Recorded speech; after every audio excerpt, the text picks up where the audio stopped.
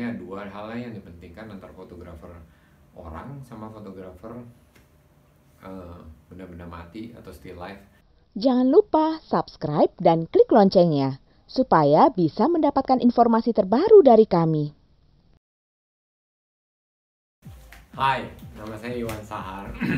Saya pernah ngajar di Malaysia, ngajar seni rupa ya. Sekarang sih banyak kan sibuknya di desain komunikasi visual. Dulunya pernah bikin background, jual fotografi, jual background foto untuk keperluan foto studio. Terus pernah buka foto studio dan sebagainya. Dan ngajar foto di IKJ. Buat buku catatan fotografer ya gitu menembus New York. Buku catatan fotografer itu yang dulu sih tahun 2002 masih analog, jadi untuk memotivasi orang bagaimana sih menjadi berkarir di profesional. Secara garis besar sih karir profesional dibagi 3 ya, fine art, jurnalistik sama komersial. Pada zaman itu komersial juga termasuk foto pengantin ya, jadi paling banyak itulah. Makanya buku itu dibuat. Sebenarnya ada 2 lah, selain 3 itu sebenarnya 2 hal yang dipentingkan antara fotografer orang sama fotografer benda-benda mati atau still life.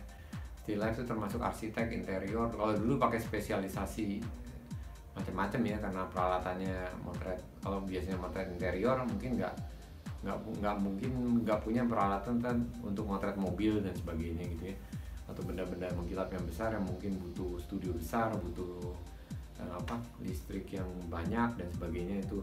Tapi pada era digital itu semuanya berubah. Banyak fotografer itu juga udah berhenti, tidak motret lagi. Yang dulunya papan atas udah habis lah ceritanya, udah mulai ganti generasi yang era digital. Dan dulu baru dibilang kalangan menengah atas yang jadi fotografer atau orang yang modalnya kuat dan sebagainya. Tapi kelihatannya itu mulai berubah ya.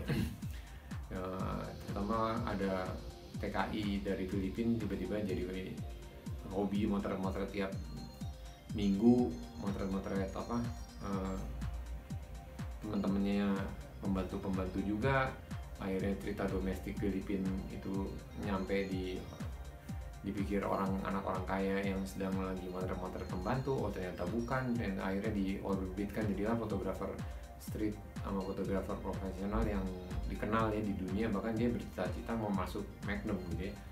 Dan saya lihat sih aktivitasnya kayak internasional aja, kemana-mana gitu, dan udah pakai nasional majalah-majalah terkenal, dan di fotonya dijual. Pokoknya apa yang dicita-citakan banyak orang lah jadi fotografer, maunya kayak gitu ya. Jadi udah beda sekali lah dengan zamannya Ansel Adams atau Cassian Cepas. Lebih parah lagi itu sih, pribumi pertama yang kebetulan diangkat oleh orang Belanda, Belgia atau Belanda, jadi anak angkatnya, terus belajar sama Isidor van Gisbergen, jadilah fotografer istana di Sultan Hamengkubuwono. Nah itu yang menarik memang perkembangan fotografi sesuai zamannya ya. Kalau masalah harga, saya juga bilang ada juga fotografer pengantin di Indonesia yang rate bayarannya mungkin lebih tinggi dari rate fotografer pengantin di Amerika ya. Amerika mungkin bayarnya 4.000 US tuh udah maksimal, dan nggak mungkin orang kaya di Amerika mau bayar lebih dari itu. Tapi di Indonesia bisa lebih dari itu, bisa ratusan malah. Jadi itu kalau masalah harga beda. Cuma masalahnya tapi tidak semua bidang memang akan begitu. Ya, seperti fotografer fine art gitu ya. Misalnya ini paling-paling habisnya saya motret 12 km selama waktu di Malaysia, dari motret sampah sampai motret segala macam ya, motret daun dilempar. Ini ada di buku ini sih sebenarnya.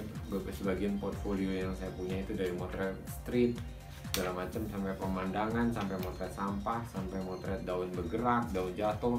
Pokoknya suatu hal-hal yang dulu juga atau yang nggak kepikir tapi sekarang bisa dibuat gitu ya. Motret menggunakan lampu kilat, terus macam-macam lah di sini. Genrenya juga ada, teknik fotonya ada, dan kenapa jadi tipis gini gitu ya?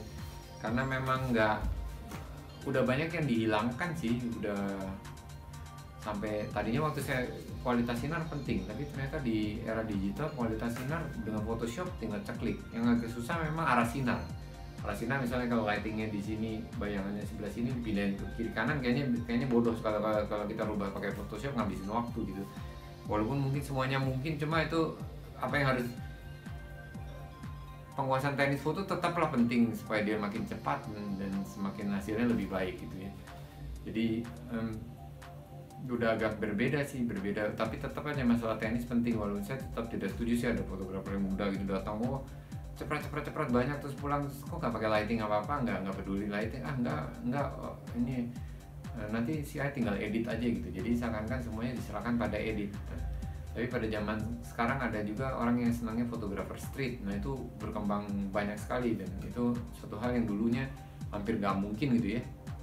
Kalau kita mau ngelawan fotografer National Geographic yang banyak juga streetnya itu ya, atau dokumentasi yang majalahnya terkenal itu hampir nggak mungkin, karena mereka motret tuh 6 bulan motret. Misalnya di Indonesia motretnya habisnya 23.000 roll. Bayang aja dikali dulu aja udah 30.000, 40.000 per satu roll untuk dicetak, atau slide lebih mahal lagi kan. Dikali 23.000 udah nggak mungkin menyaingi mereka gitu.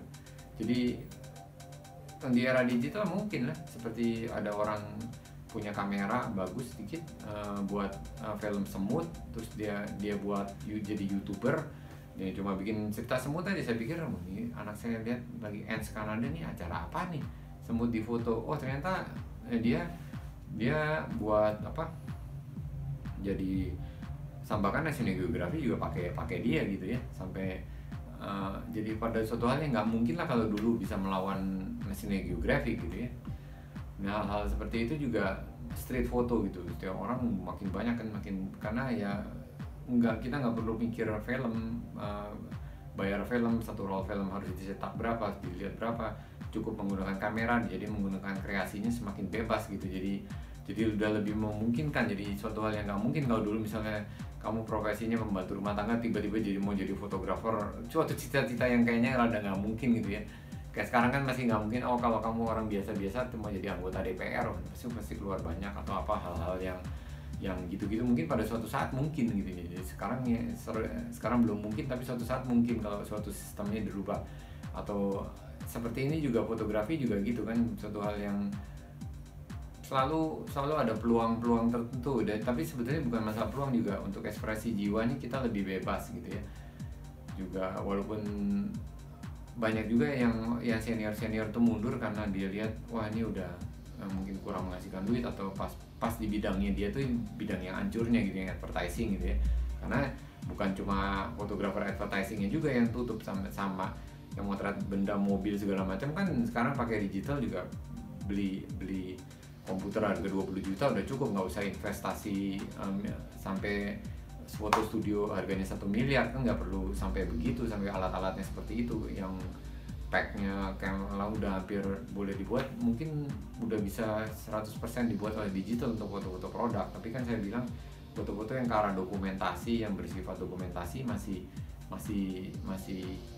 bisa bertahan lah untuk sementara, karena sifat dokumentasinya itu yang susah dihilangkan. Kalau apa-apa semuanya didigitalkan atau difotoshopkan gitu ya. Dulu juga udah ada orang yang jago nyetak itu kamar gelap, tapi ya masih hitungannya malah hitungan jari, nggak seperti sekarang. Terima kasih telah menonton video ini. Sampai ketemu di judul yang berbeda. Tetap di channel 101 Class Fotografi.